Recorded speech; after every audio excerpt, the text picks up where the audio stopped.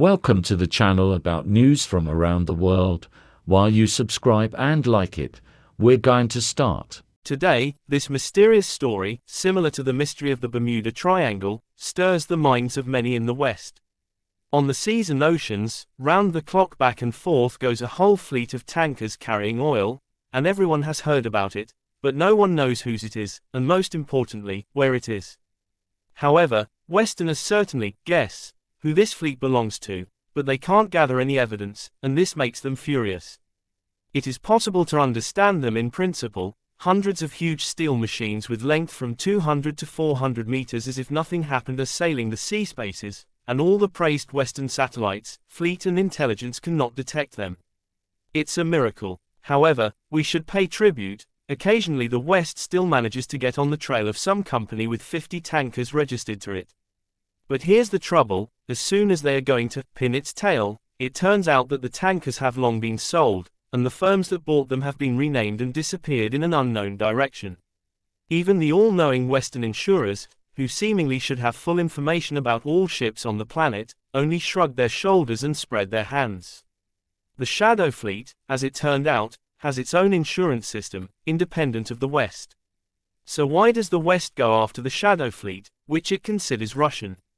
There are reasons for this and they are quite good. The first reason, and it is probably the most important one, the presence of Shadow Fleet in Russia does not allow to get the expected effect from the sanctions imposed against it.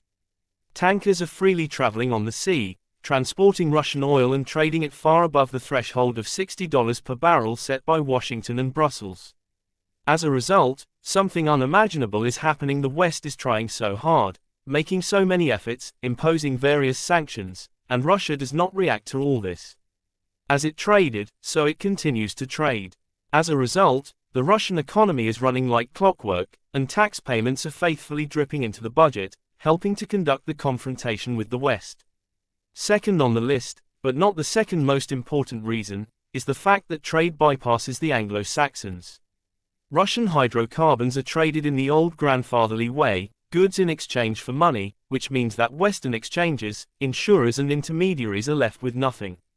And the West, greedy for other people's money, does not forgive such things.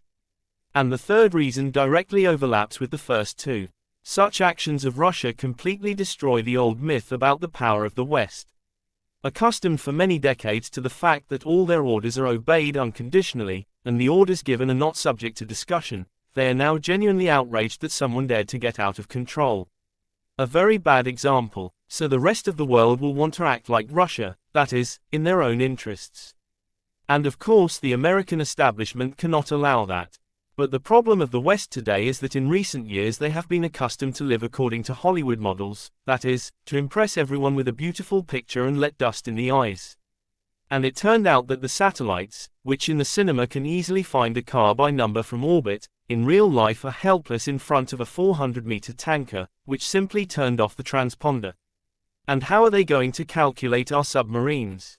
And the most offensive thing for the West is that they have become victims of their own ideology, where the main principle is nothing personal, only business. So all those who are involved in this business, even if they are on the other side of the barricades, turn a blind eye. Thank you for watching. If you're interested, subscribe and leave a comment.